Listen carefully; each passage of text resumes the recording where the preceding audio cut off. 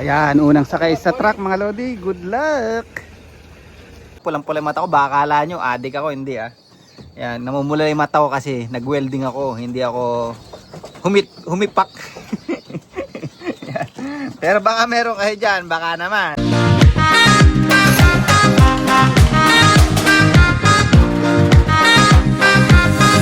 So ayan mga kalapatids, nakita nyo na naman yung pagmumukha ko. For today's video, mabilisan lang. Hindi na tayo masyado nakapag-video.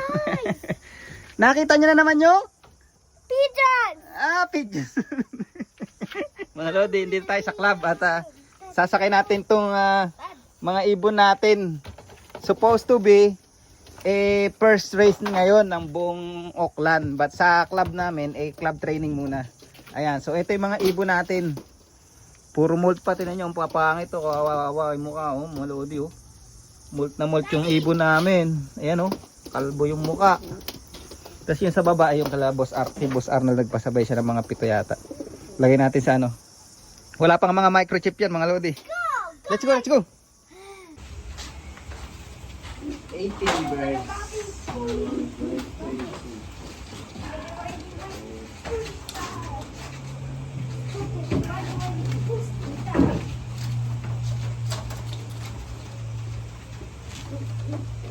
Heavy mold, guys.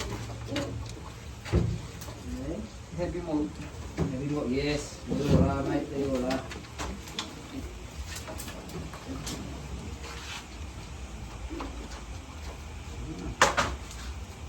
Ganda nito. Gary Harvey's breed. Oh, is it?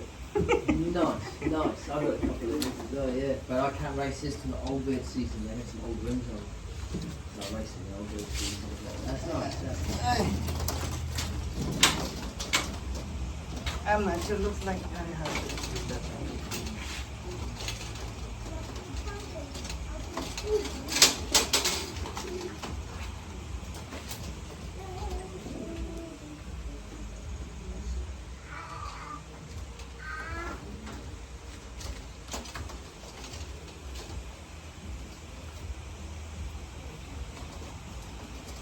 I thought you're gonna be late, Mark. Oh, yeah. I'm late. I left work at 5:30. I kicked everybody off site at 5:30 and got here about 6 o'clock. And Carlo had just turned up. He goes, "No one's here, Mark." I said, "Oh, let yourself in. I'm coming." Oh. So yeah, Carlo, Ace, myself, and me, we're racing the bird season. So we'll be good, man. Good fun. Hopefully Denver can catch up on Yeah, oh, Denver, yeah, he said he might jump in, he might not, so it is what it is. I don't think we'll see Denver. If he wants to race, he's got to try to get on board real quick. We're thinking of letting the North Harbour boys join us. yeah.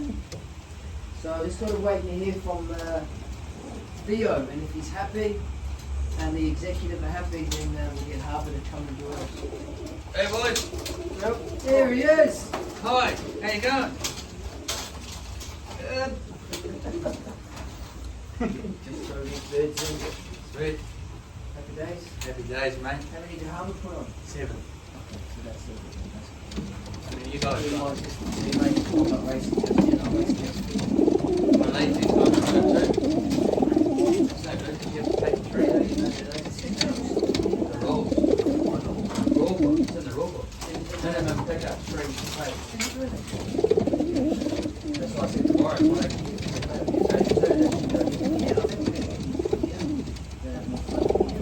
Yeah. And they come up. So yeah, just gotta wait here till Theo. That's all good. That's good idea for you, dude. Well, no, right here, it makes no difference. It's just, it's in the roll. Yeah, so we'll What about the weather? Gonna be alright. Well, it's only if it was a bit further. Probably it's like a bit, so it might be alright. I can box go. Yeah. Oh, But there is some shit about midday, eh? both the apps have it, light showers, and then looking at in the city. Yeah. But Ayan, unang sakay sa truck mga lodi. Good luck. Makauwi kaya. Good luck mga kalapatids. So mga lodi, mabilisan lang tayo kanina. Saktong-sakto pagdating ko, nung kinakarga ko yung ibon dun sa crate, dumating na yung driver ng truck. So hindi na tayo masyado nakapag-video at napansin ko kanina pulang-pula yung mata ko. Baka akala nyo adik ako, hindi Yan, namumula yung mata ko kasi nag-welding ako, hindi ako humipak. Yan. Pero baka meron kayo dyan, baka naman. But anyway, yung mga ibon natin na kinarga, wala pa rin microchip yun. Ayan, ito pa yung clock natin at ito pa yung mga microchip natin mga lodi. Ayan, ayan ang mga microchip natin. Ayan, microchip yan. So yung mga uuwi bukas 120 km yun yung mga uuwi pa bukas galing training, ayun yung karapat dapat na magkaroon ng microchip. Kaya hindi, ayun yung purpose kaya hindi ako naglagay ng microchip agad kasi sayang naman tong microchip. Ang microchip mga lodi, $5.50 isa.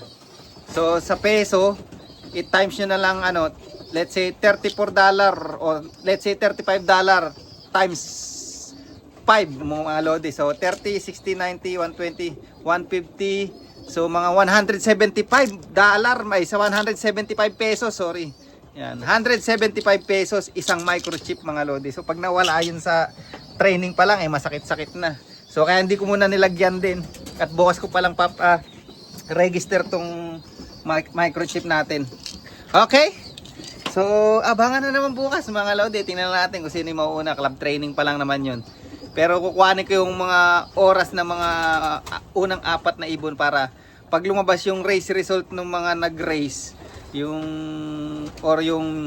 race result sa buong Auckland, i-ano ko na lang, i-average ko na lang yung lipad ng ibon natin. But anyway, good luck.